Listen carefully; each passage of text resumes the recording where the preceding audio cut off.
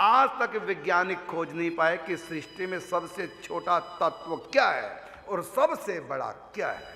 ना बड़े तक पहुंच पाए वैज्ञानिक आज तक, ना छोटे तक। पहले कहते थे कण छोटा सबसे बड़ा, सबसे छोटा अणु, फिर कहने लगे उससे भी छोटा परमाणु, फिर कहने लगे उससे भी छोटा इलेक्ट्रॉन, प्रोटॉन, न्यूट्रॉन, अब कहने लगे उनसे भी छोटे हैं जिनसे मिलकर बने। तो जिनसे मिलकर इलेक्ट्रॉन, प्रोटॉन, न्यूट्रॉन बने वो भी किसी और से मिलकर बने। इस प्रकार छोटे छोटे करते चले जाओ, अब तक ये वहाँ तक पहुँच नहीं पाए कि सृष्टि का सबसे छोटा तत्व क्या है। लेकिन हमारे उपनिषद कहते हैं सृष्टि का सबसे छोटा तत्व है परमात्मा, जिससे मिलकर संसार बना। वो एक एनर्जी है, एक पावर है, एक ऊर्जा है।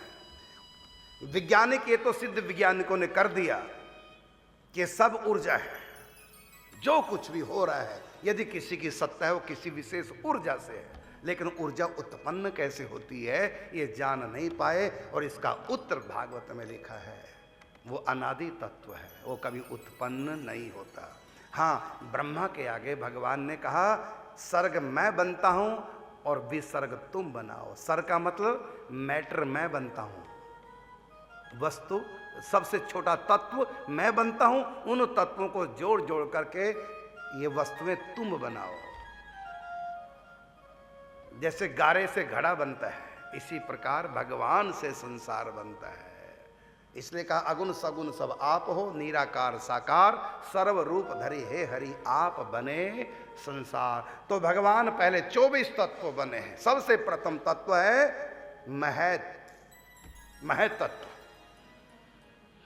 काल, प्रकृति, भगवान की प्रेरणा से, इच्छा से, चेतन की इच्छा से, परम चेतन की इच्छा से काल के द्वारा प्रकृति में विषमता का गुण पैदा किया। ये तमोगुण, रजगुण, सत्वगुण, ये तीनों में विषमता प्रकट की पैदा की, और इस विषमता से संसार की उत्पत्ति होती है।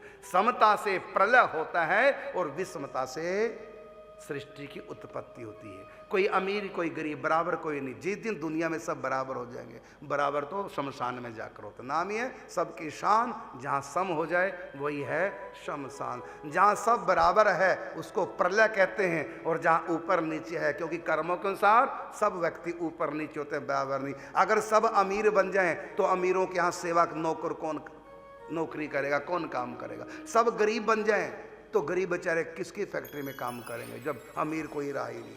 इसलिए अमीरी, गरीबी, सब कुछ विषमता, ये संसार विषमताओं से मिलकर बना है। तो विषमता कैसे आई प्रकृति में? तो प्रकृति की समता ही प्रकृति का लय है, और प्रकृति में विषमता ही प्रकृति का सृजन है। और विषमता आती है वो भगवान की इच्छा से। काल के द्वारा प्रकृति को प्रेरणा करते हैं, विषमता को प्रकृति प्राप्त होती है, और तब सबसे पहले तत्व मह तत्व बनता है। आत्मा परमात्मा का चेतन प्रकाश सर्वप्रथम बुद्धि में आता है। ये समष्टि बुद्धि ही महातत्व है। फिर वही मन में, और फिर उसी से अनेक प्रकार की वैकारिक सृष्टि उत्पन्न होती है। मिट्टी, जल, अग्नि, वायु, आकाश आदि तत्व सब ये सूक्ष्म 24 तत्व वे स्वयं परमात्मा बनते हैं, और उसी से फिर ब्रह्मा जी ने जोड़ जोड़ करके यौगिक सृष्टि का निर्माण किया।